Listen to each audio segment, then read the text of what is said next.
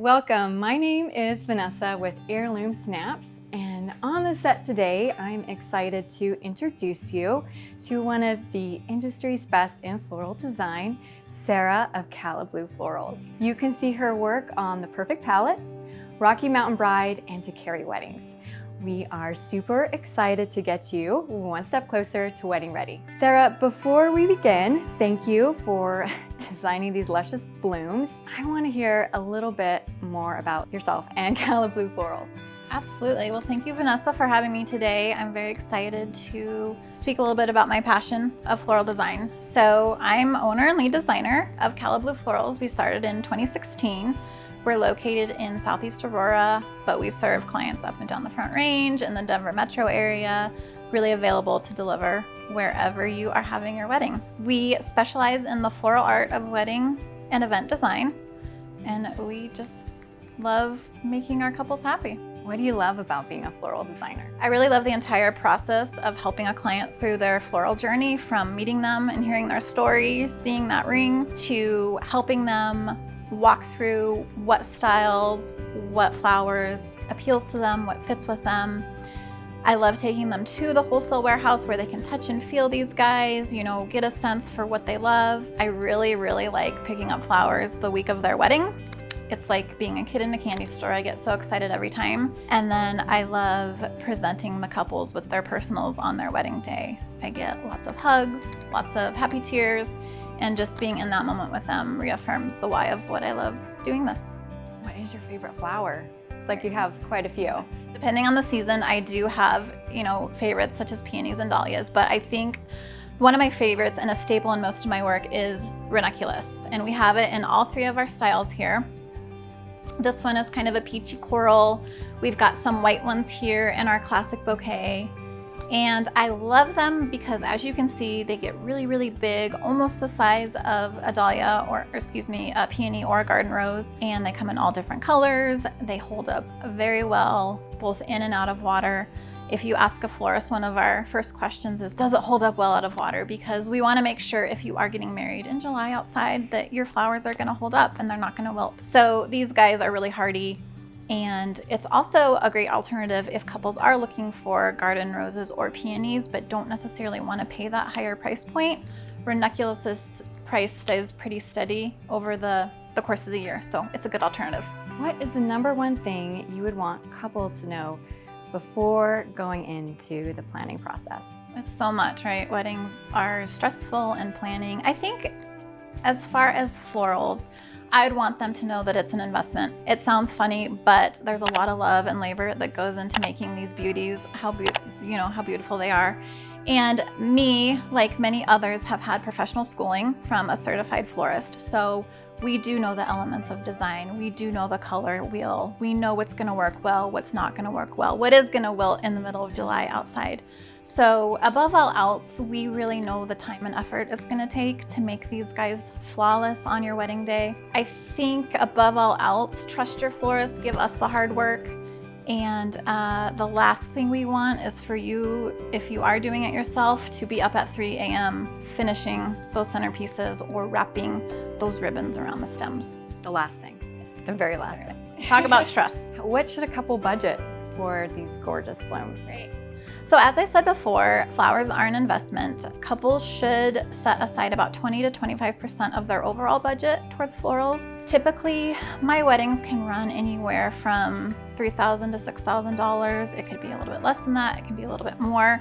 There's so many factors that go into it, such as the types of flowers and greeneries, the location, how big is your wedding party size. Obviously, if you've got 10 people, 20 people versus 3 or 4, that's gonna make a difference.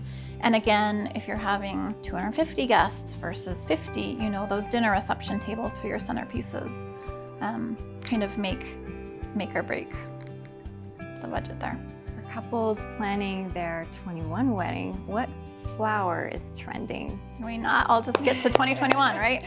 So from what I've read, couples are really seeking out locally sourced flower farms, blooms that are locally grown. They are, I think, trending more towards the earthy tones, neutrals, whites and greens, just kind of local. Another portion that they might be interested in is doing some big scale installations, kind of doing that wow factor. That could include floral chandeliers, it could include a big installation over your head table, you know, just kind of giving that wow factor versus a lot of little centerpieces. How can a couple design flowers into their micro wedding?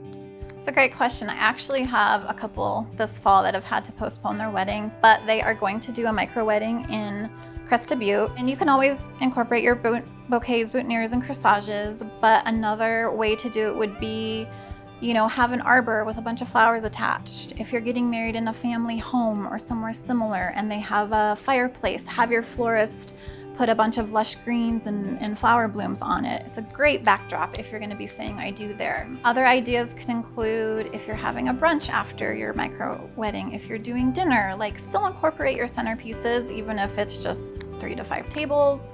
You can do those small compote centerpieces. You could do a big long garland if you're doing like a family style, you know, farm table. And then you can always reuse your bouquets. You can put them down the middle, repurposing things. I'm huge on that. So how has the pandemic affected the supply chain?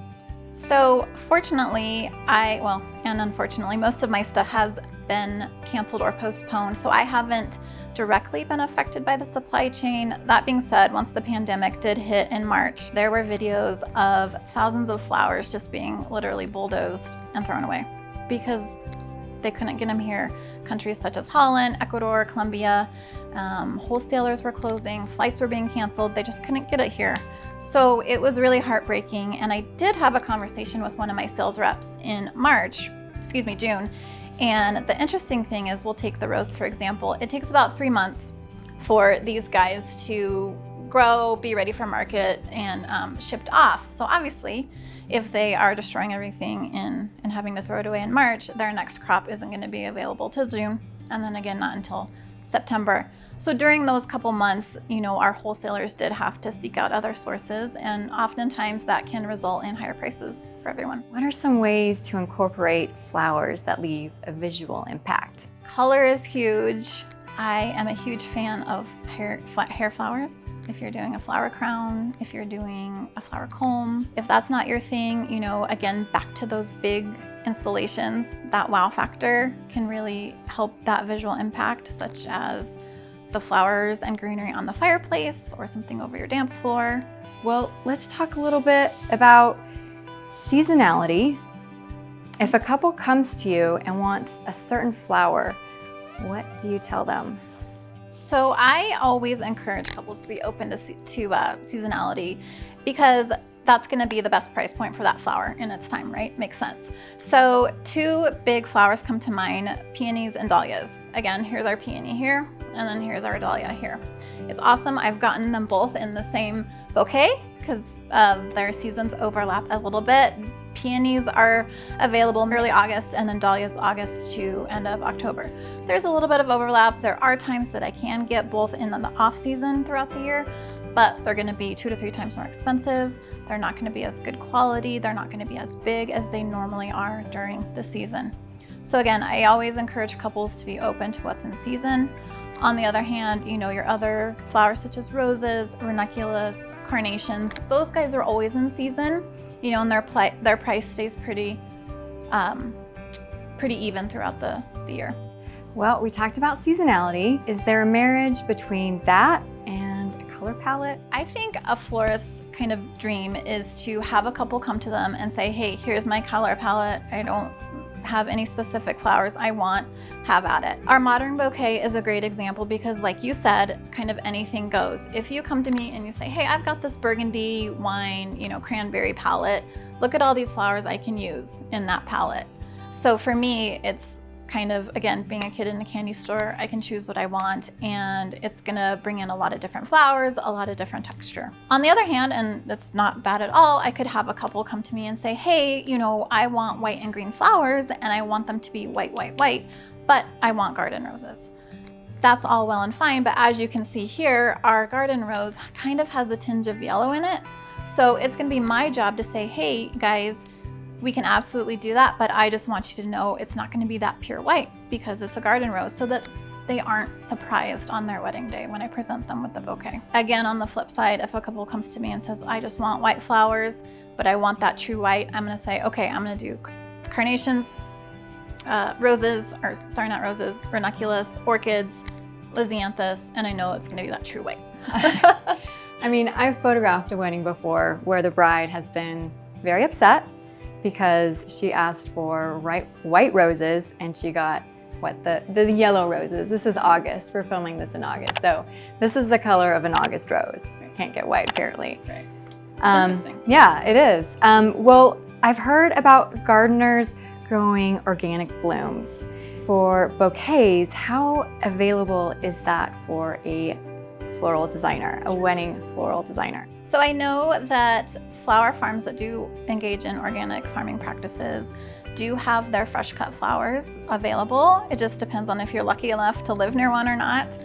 I do know that Denver has a couple. The ones in Denver do, our wholesalers do try to get them in-house so that we can use them and be able to offer that product. So again, it just kind of depends on where they're located. There's a ton up in the northwestern region, such as Washington, Oregon. If you're lucky enough to, live near there and you can do a local farmer's market and get those, you can.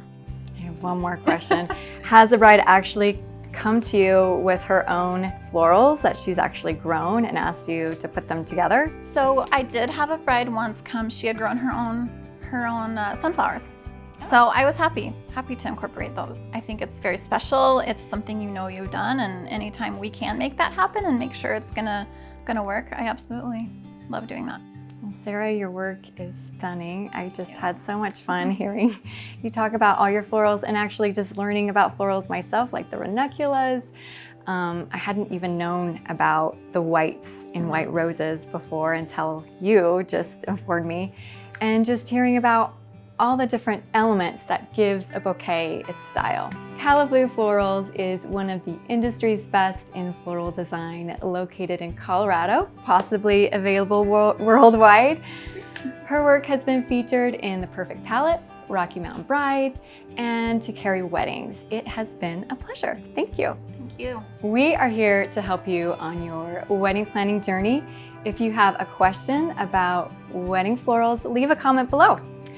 There are 2 more parts to this bouquet series. Be sure to check them out.